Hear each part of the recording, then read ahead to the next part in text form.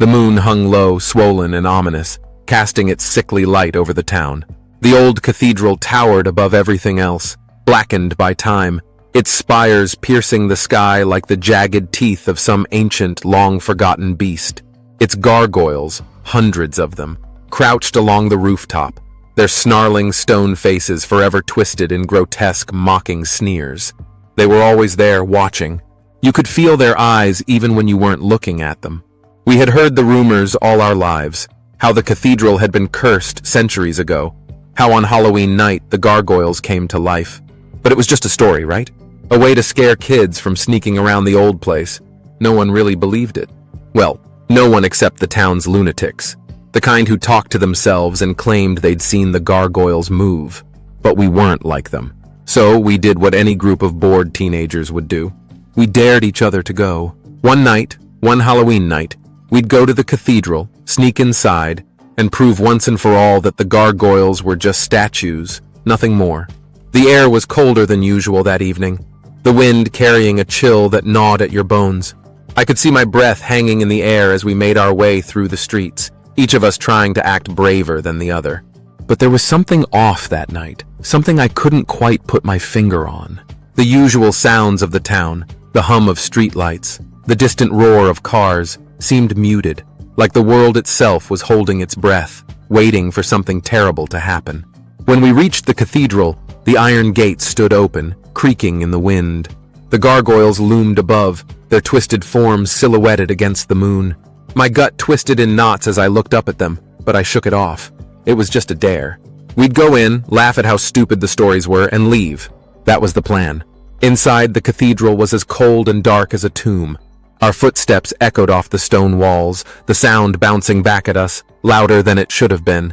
The stained glass windows, once vibrant with color, were now dull and cracked, like the soul had been sucked out of them long ago. Candles flickered in iron sconces, their light barely pushing back the shadows. But it wasn't the inside that scared me. It was the feeling that something was watching us. I glanced back at the doors. The gargoyles were still outside, perched like silent sentinels on the roof. But the longer I looked, the more uneasy I felt. Their faces, those twisted, monstrous faces, seemed to be glaring directly at us. "Let's go upstairs," someone whispered, and we moved toward the stone staircase that spiraled up to the bell tower. The climb was steep, the steps worn smooth by centuries of use. The higher we went, the more oppressive the air became, thick with dust and something else. Something that made the hair on the back of my neck stand on end. We reached the top, gasping for breath, and pushed open the door that led onto the roof. The wind howled, cold and biting as we stepped out. The gargoyles were even closer now, their stone claws gripping the edge of the roof, their faces frozen in their eternal sneers. And then it happened. A sound, a scraping, like stone grinding against stone. We froze. No one dared move. The wind screamed through the air, but beneath it, I heard it again, a slow, deliberate scraping sound. I turned toward the nearest gargoyle, my heart pounding in my chest. It was still as it should be.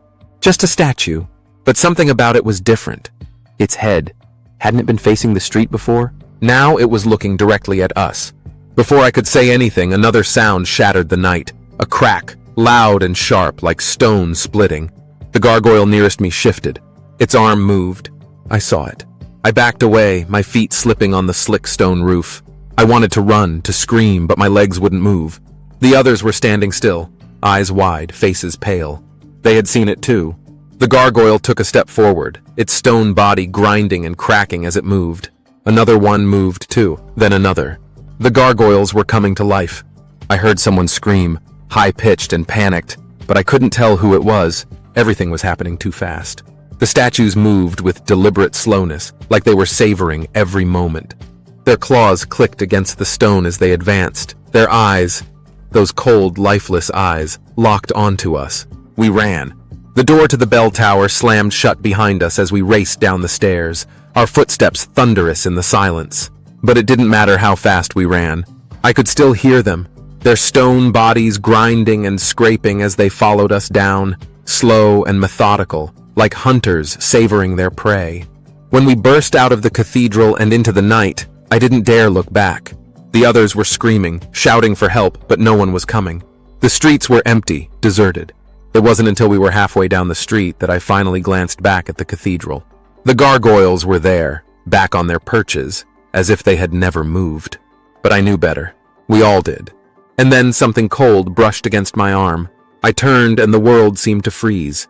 One of the gargoyles, was right behind me, its face inches from mine, its stone claws reaching for my throat. I tried to scream, but no sound came out. The scream died in my throat as I stumbled backward, my eyes locked on the gargoyle's face. It was still, frozen again like it had never moved. But I knew what I'd seen. It had been right there, so close I could feel the cold radiating off its stone skin. I swallowed hard, my heart hammering in my chest. We were all too stunned to speak, standing there in the middle of the street, panting and wild-eyed like animals cornered by a predator. The gargoyle had stopped, just inches from where I stood, its grotesque features contorted into a hateful sneer. Its claws, sharp and jagged, hovered just above the pavement. But it wasn't alone. Another one was behind us, perched on the wrought iron gate that surrounded the cathedral.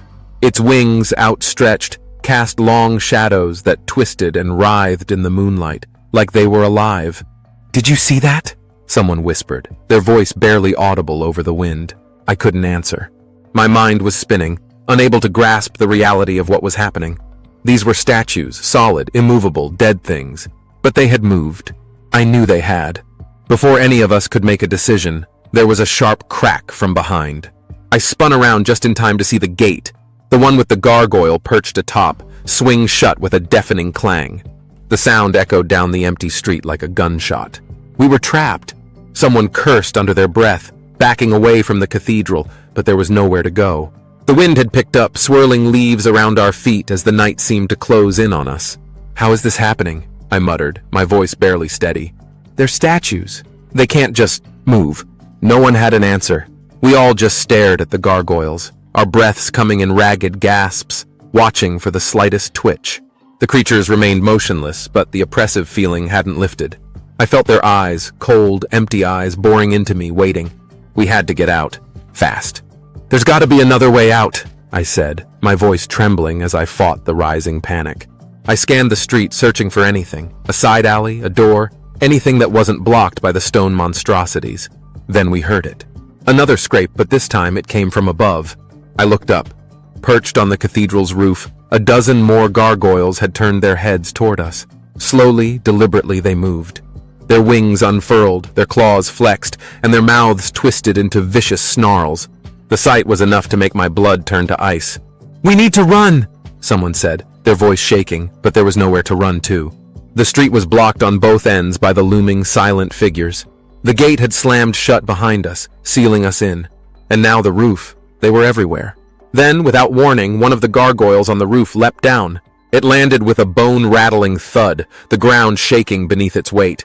Its head jerked toward us, eyes glinting in the moonlight, and I swear I saw its lips curl into a smile. That thing was enjoying this. "Run!" I finally screamed, and we scattered. But it was too late.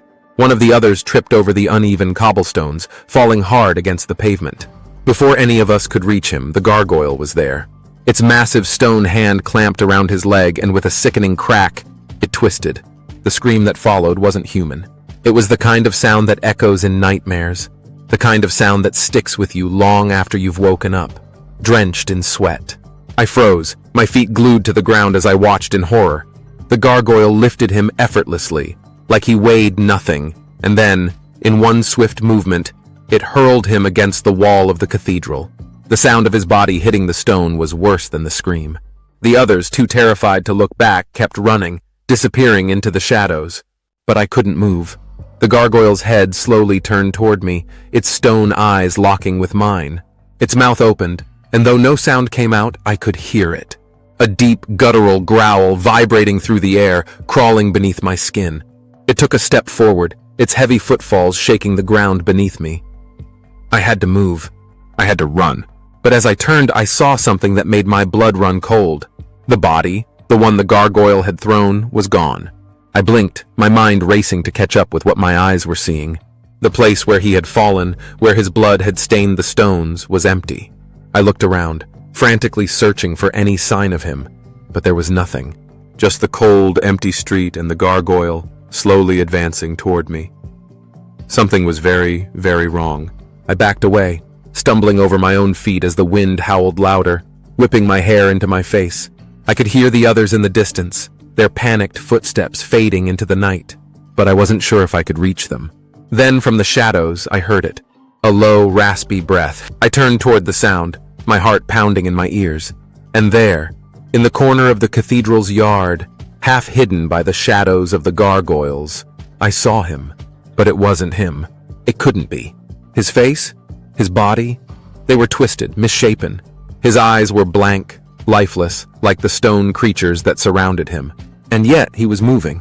Slowly, stiffly, he was getting to his feet, his head tilted at an unnatural angle. His mouth opened, but no words came out. Only a low, guttural growl, the same sound I had heard from the gargoyle. He wasn't human anymore. The realization hit me like a punch to the gut, and I turned and ran. My legs felt like lead as I ran, every step a struggle against the creeping terror that threatened to swallow me whole. I could still hear that guttural growl behind me, that inhuman sound coming from the thing that used to be my friend. But I didn't dare look back. I couldn't. If I did, I knew I'd freeze, and if I froze, I'd end up like him. The wind howled through the empty streets, carrying whispers that seemed to come from the shadows themselves. My breath came in ragged gasps, each one burning my lungs.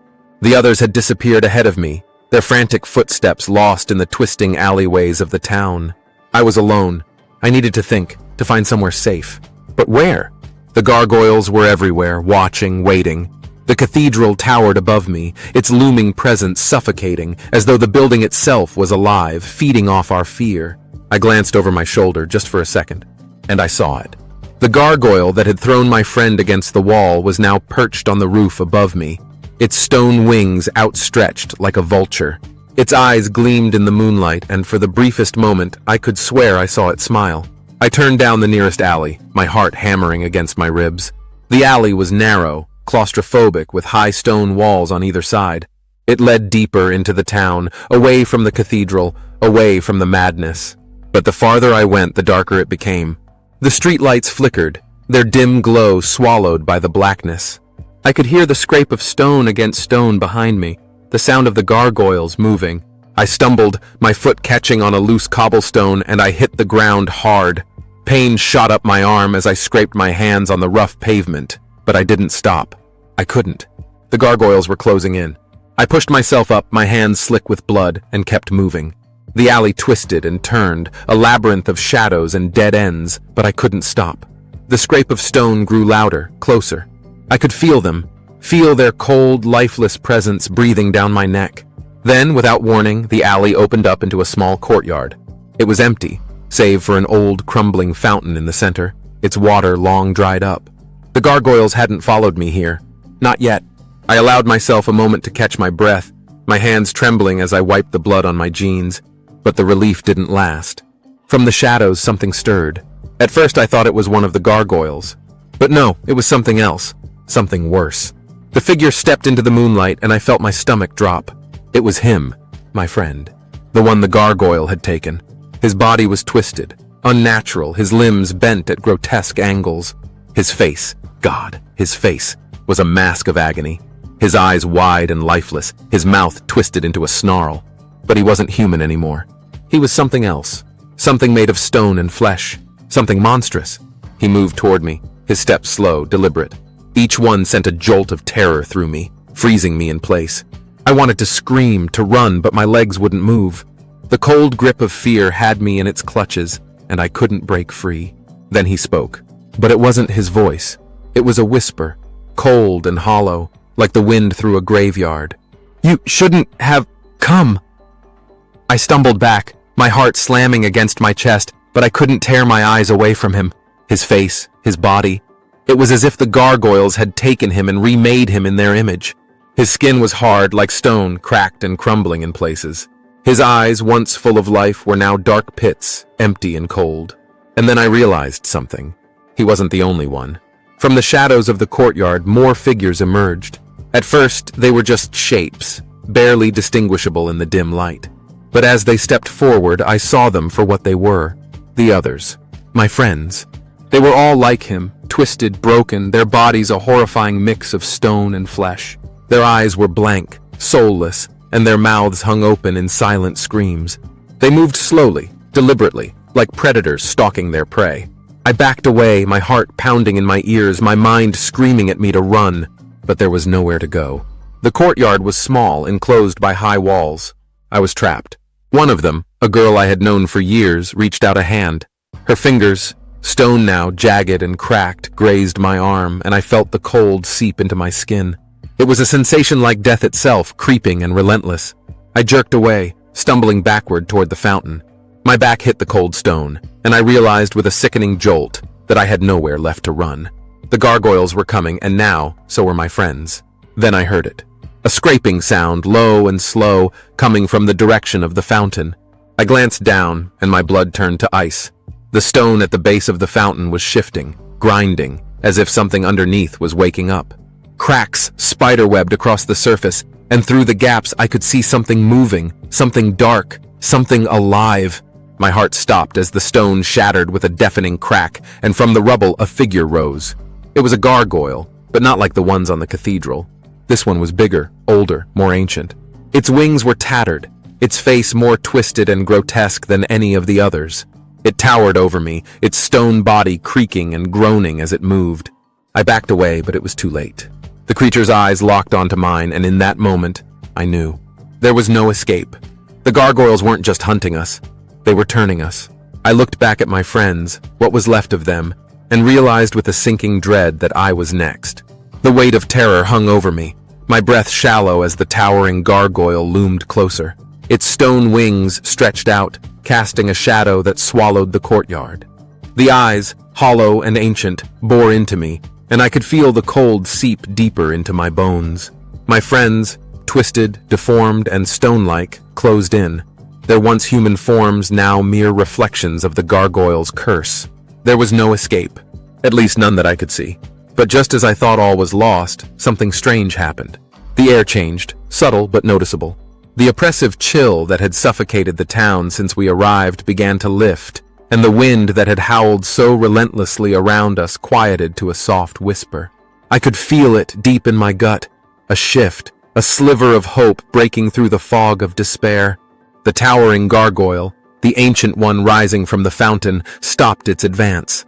Its glowing eyes flickered for a moment, and for the first time I saw something. Hesitation. It stood there, frozen in place, as though something had disrupted the unholy magic animating it. Then I heard it, the soft chime of a bell. Faint, at first, but growing louder, clearer. The bell tower of the cathedral. I spun around, confused, but the sound rang out again, this time stronger. It wasn't just any bell, though. It was the cathedral's bell, the one that hadn't chimed in decades, ever since the town had sealed the doors and declared the building off limits. The bell tolled once, twice, 3 times, and with each chime, the gargoyles faltered. I watched in disbelief as the smaller gargoyles, those that had been perched along the cathedral's roof, began to retreat. Their snarling faces slackened, their wings folded back, and they slowly, almost reluctantly, returned to their stone perches. Even the creatures that had taken my friends were affected.